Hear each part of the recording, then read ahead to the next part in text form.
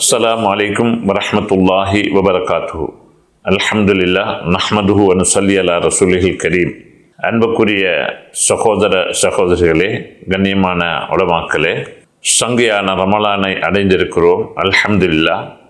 சென்ற வருடங்களில் எம்மோடு நோன்பு பிடித்த தராவிஹ் தொழுகையில் ஈடுபட்ட இன்னொரன்ன அமல்கள் செய்த எத்தனையோ அன்பர்கள் நண்பர்கள் இம்முறை கபராளிகளாக மாறிவிட்டார்கள். இன்னும் சிலர்கள் ஆரோக்கியமற்று வீடுகளிலும் ஆஸ்பத்திரிகளிலும் ஒதுங்கிவிட்டார்கள். அடுத்த வருஷங்களில் தொடர்ந்து நாம் ரமலானை அடையக்கூடிய பாக்கியம் கிடைக்குமா இல்லையா என்று சொல்ல முடியாது.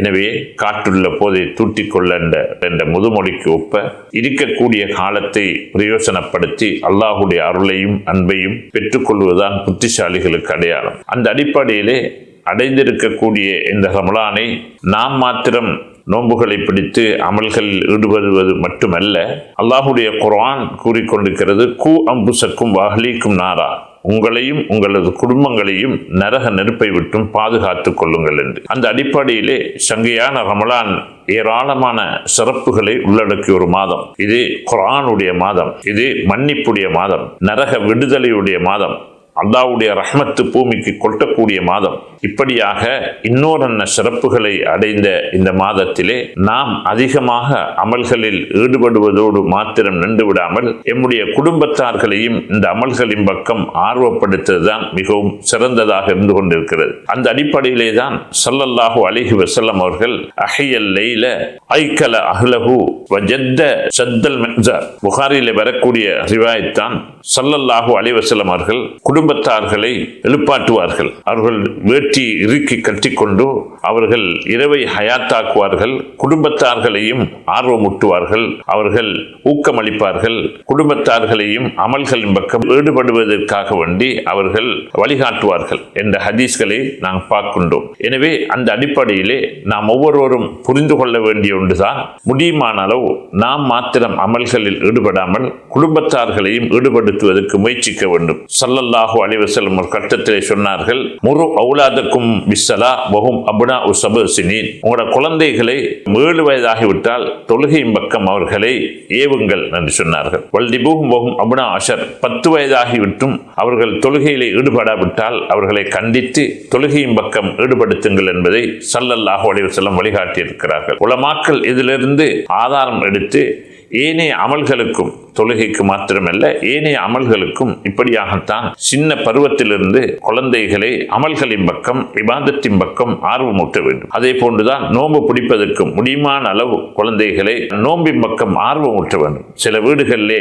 குழந்தைகள் காணோம்போ அறநோம்போ என்றெல்லாம் சின்ன வயதிலிருந்து நோம்பின் பக்கம் அவர்களை பழக்குவதன் மூலமாக அவருடைய பருவ வயதை அடைந்ததற்கு பிறகு கடமையான அந்த கடமைகளை சரியாக நிறைவேற்றுவதற்கு உற்சாகமாக அவர்கள் தானே செயல்படக்கூடியதாக இருக்கிறது. எனவே அந்த அடிப்படையில் நாம் ஒவ்வொருவரும் புரிந்து கொள்ள வேண்டும். முடியுமான அளவு தொழுகை சஹாபாக்களுடைய வழக்கத்தை பார்க்கிறோம். தானும் அமல் செய்வார்கள். தன்னுடைய பிள்ளைகள், மனைவி மக்கள், குடும்பங்களை அமல்களின் பக்கம் ஈடுபடுத்தும். குர்ஆன் திலாவத்திலும், தொழுகையிலும், தராவிஹ் தொழுகையிலும், ஏனைய இபாதத்துகளிலும், சுன்னத்தான் அமல்களிலும் முடியுமான அளவு உற்சாகமூட்டி பிள்ளைகளையும் மனைவி மக்களையும் அமல்களின் பக்கம் ஈடுபடுத்துவதை நம் வரலாற்றிலே நாங்கள் காணக்கூடியதாக இருந்து கொண்டிருக்கிறது. சூரத்து தூரிலே வரக்கூடிய ஆயத்து, உலகத்திலே ஈமான் கொண்டு அமல்களின் பக்கம் நாம் குடும்பங்களையும் சேர்த்து கொண்டு அவர்களை அமல்களிலே ஈடுபடுத்துகின்ற பொழுது அல்லாஹ் சுப்ஹானஹு வ தஆலா சொர்க்கத்திலே குடும்பமாக வாழ வைக்கிறார். எனவே லேசான விடயம் அல்ல.